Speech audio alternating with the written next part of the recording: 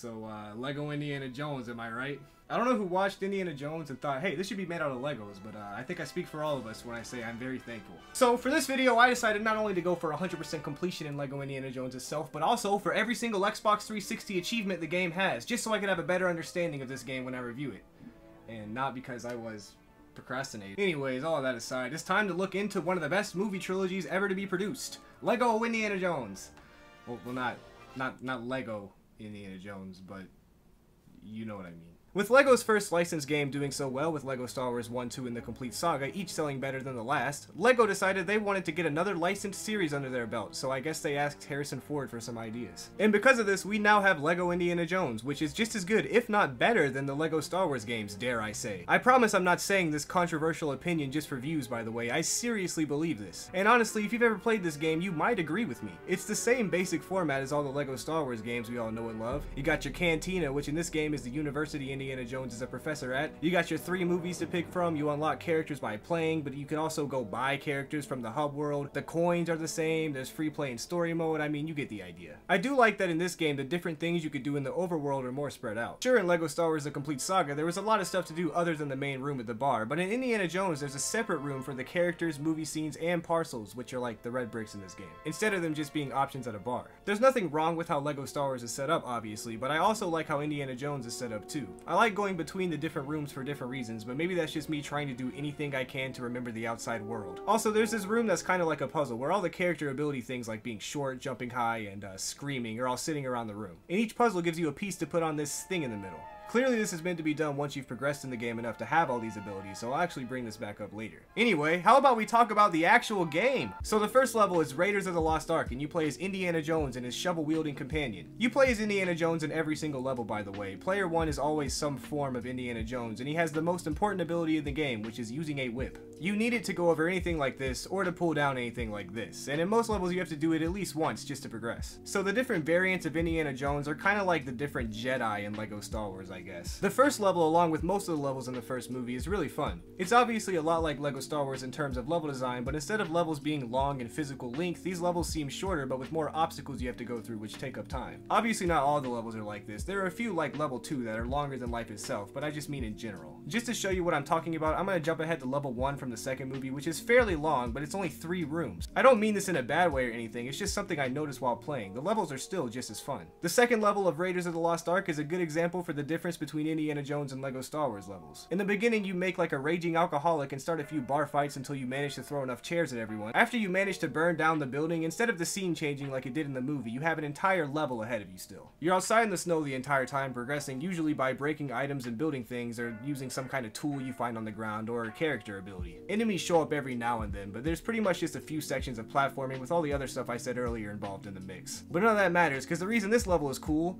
other than the weather, is because you can play as Santa Claus and you get to see the man, the myth, the legend himself personally deliver you a package after you invade into a Nazi home, and it really doesn't get much better than that. Anyway, the reason I said this is a good level to compare to LEGO Star Wars is that a lot of the levels in LEGO Star Wars that are set up this way aren't entirely outside and are handled differently. Like in these levels, you walk in, kill some enemies, pull a lever, go to the next room where you kill some more enemies until you find another lever to pull. But in Indiana Jones, since there are a lot more outside levels, they could be a lot more free form with the way the level is set up. Obviously, there are some outside levels in LEGO Star Wars too, and one that's similar to the Indiana Jones level is the one with Jar Jar Binks. And you can tell just by looking that these are similar, but I feel like in Indiana Jones, there is more stuff to do in between the platforming, which is a nice improvement, I think. Can you stop comparing the game to LEGO Star Wars as if that's anything anyone knows about? Obviously, the games are going to be similar. You don't have to point out every single little detail about how they're different. When you speak like this, you sound like a moron. And listening to you, it feels just as disappointing as buying off-brand water on accident. Did you just say off-brand water? What does that mean?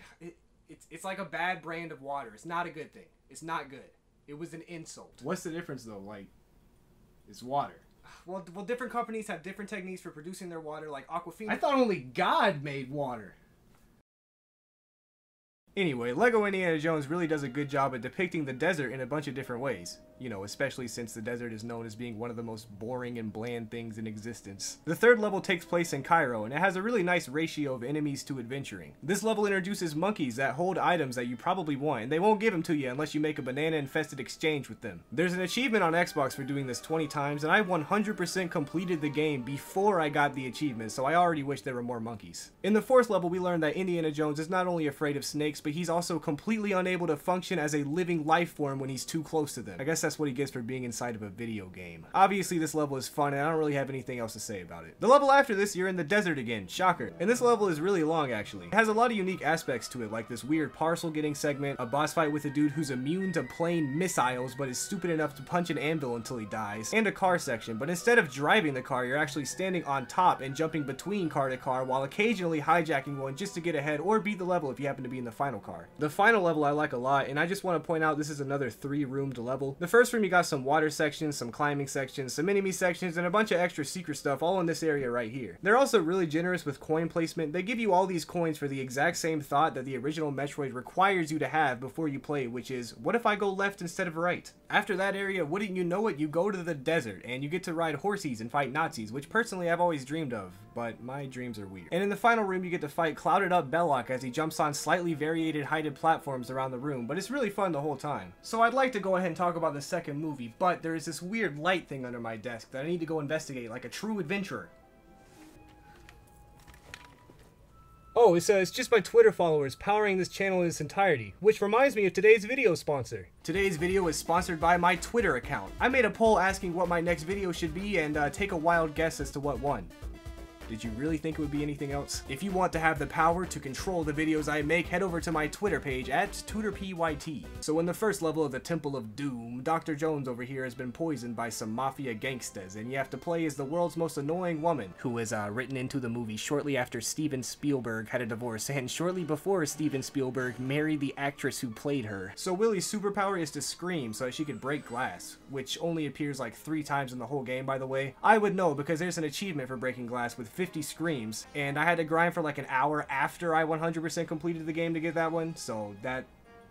I hated that. Also, I forgot to mention, all the girls in this game have higher jumps because they're more nimble according to the game, so at least she has that going for her. Anyway, after you throw a bunch of diamonds around, you get to escape and meet Short Round, which really just means there will be a third character ability incorporated into the level design. You end up building a car and then building a plane to get out of there. In the second level, we learn that Willie is afraid of spiders, but not like a normal person. I mean the same way that Indiana Jones is afraid of snakes, if you know what I mean. So most of the level is having to switch between Indiana Jones and Willie because there are a bunch of snakes and spiders everywhere outside, but there are also elephants you can ride, so that's fun at least. Eventually you head inside and keep playing, only to realize this is the longest level in the world. The inside part is more fun than the outside, and there are coins everywhere, but it honestly feels like 2 different levels were pushed into each other really hard until this happened. The third and fourth level are really similar, but both really fun and incredibly good representations of the second movie. I hate to say this word, but the aesthetic of these levels are done really well and incorporated into the gameplay seamlessly. The end of this level was kind of annoying though, because in this little boss fight I realized how buggy the throwing mechanic is. In this game there are multiple times you have to pick up and throw objects, and you normally pick it up, look around until you see this blue indicator telling you that you're able to throw something at it, but lots of time it's really glitchy and it's hard to get the right target, but it's not horrible or anything, it's just kind of annoying. The fifth level though is one of my favorites because you have this one room which can give you like 40,000 coins if you do everything in it, which is a lot. And when you're done with that room, the rest of the level is this minecart section that is really fun to do every single time.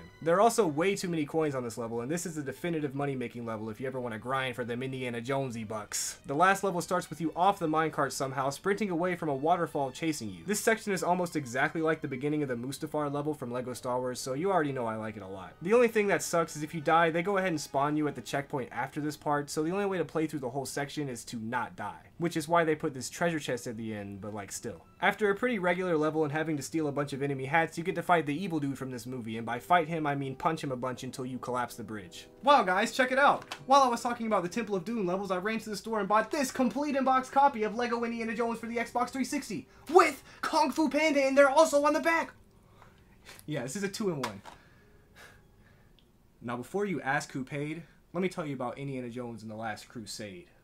So Edward I of England sought the other one. So in the first level, you're in Venice as Indiana Jones, his buddy, and his secret Nazi spy waifu. The first room you're in is honestly kind of boring. It's a lot of go out of your way to go over here so you can progress over there. And as you continue, you eventually go into the library, which is much more fun, and you end up discovering a secret passage into the sewers where you would have to dodge bugs, skeletons, and solve various puzzles. Luckily, you do get to leave the sewer though, and you get to have a boat fight with this dude where you're supposed to crash into his boat continuously until he hops out, where you just also hop out and beat him up. In the next level, you invade a castle until Indy runs into his dad, where the spy reveals she's a Nazi. Indiana Jones, enraged by this new information, burns down the room and continues the level with his dad. The rest of the level is pretty fun, and it's designed really well too. In story mode, you have to do a lot of back and forth until you find bazookas, which let you progress. But in free play, you could just have a bazooka and immediately skip the boring parts, which to me is perfect level design. But I'll talk more about the free play stuff in a minute. The third level is kind of cool because it's a mix of regular level and vehicle level, because there is a lot of motorcycle riding in this level and it's really enjoyable, but I wish the level was shorter.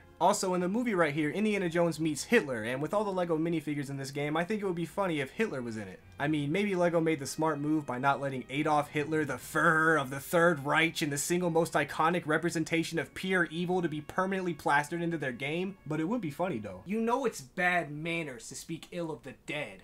Hitler is dead? I didn't even know he was sick. The fourth level is almost as fun, but I feel like it's missing something. You start out on this plane and fight this guy for a few seconds, which is fun, but then the level has a lot of back and forth stuff that I mentioned earlier. Like here, you break this so you can build this and go over here so you can grab this, but then you gotta break this so you can build this so you can go back over here and grab the thing that you want to get in the first place, just so you can all go back to the original spot just to put a piece down to make a lever work. Now, I'm not one to name names, but in LEGO Star Wars, this would have just been a working lever for both players to pull. And in this situation, that would be much better. In the other levels I've been talking about, the level design still makes sure you have fun instead of making it obvious you're going back and forth. Maybe I'm just a dum-dum, but this level is not that fun to me. The fifth level is much more fun though, and you get to see our old pal, the desert. You have this giant open area to explore with tons of secrets, immediately followed by a giant Nazi in a tank trying and failing to kill you while you plant landmines and traps to blow the tank up. The final level in The Last Crusade is really fun. In the movie, Indiana Jones has to go through all these ancient puzzles and riddles and stuff, and that translates perfectly into the game. Of course, in the beginning of the level, we gotta give one last shout out to our homie, the desert, but the rest of this level is inside this tomb thing with all the cool puzzles and stuff. I like pretty much every aspect of this, especially the invisible bridge you have to cross. The boss fight is against this crusader, and you don't really have to fight him, you just have to pick the right cup out of all of these while he's simultaneously trying to attack you, and then you pick it and you put it in the water over here. And once you do that, you've completed the game's story mode, and you can continue on to free play. The free play, I think, is this game's strongest feature. The level design is amazing, and I think it brings more ways to make replaying the same level fun and unique than some of the original LEGO Star Wars levels. But to be honest with you, I've just been thinking a lot about free play lately, so I've actually developed free play in real life. All you have to do is push this button and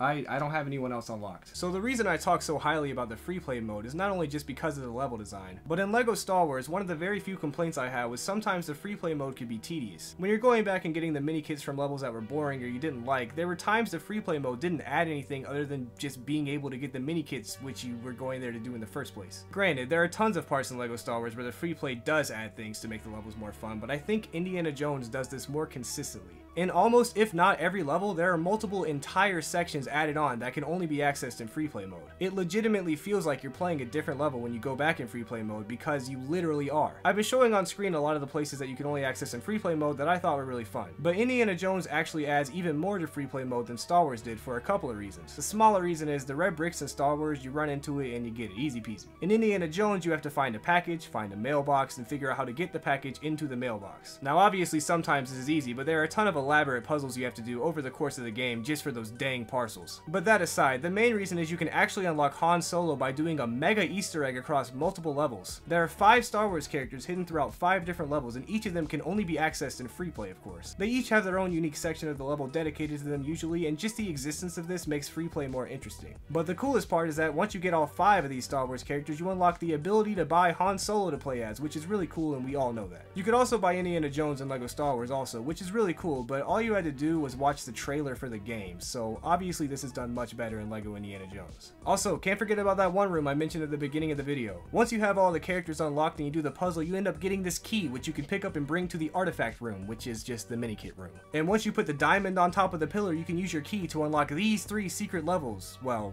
physically. The way you unlock the ability to play these levels is actually different, and I cannot be bothered to look it up, but you know what I mean. The main extra level is Young Indy, where you get a level based on the Young Indiana Jones section from The Last Crusade. This level is really fun, but it's ironic I just talked about how great free play level design is, because in this level there are no mini kits, and there's pretty much nothing to make you want to play this level in free play. So that sucks. The other 2 levels are Lego City, which is a level where you have to go around collecting all 1 million coins hitting throughout it, which is a huge pain. And this other level is the same thing, but an artifact room. I assume you're supposed to do this puzzle and you get 1 million that way, but I think my game glitched, so I just did this until I got 1 million. Anyway, I don't think it's fair for LEGO Indiana Jones to be as seldomly talked about as it is, especially for how similar it is to LEGO Star Wars. The other LEGO games as they came out got further and further away from the original formula that made LEGO Star Wars so great to begin with, so I understand why the new games aren't talked about as much, but Indiana Jones is like literally LEGO Star Wars 2.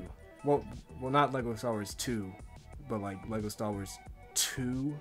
So like picture a grid. And there are enough things to make LEGO Indiana Jones stand out from LEGO Star Wars that I'm really surprised there aren't as many memes or as big of a fan base as there are for the game like LEGO Star Wars. Or at least one at all. Anyway, LEGO Indiana Jones is an amazing game, and it deserves just as much respect as LEGO Star Wars. The gameplay and level design is phenomenal, and there couldn't be a better representation of this movie trilogy than LEGO Indiana Jones.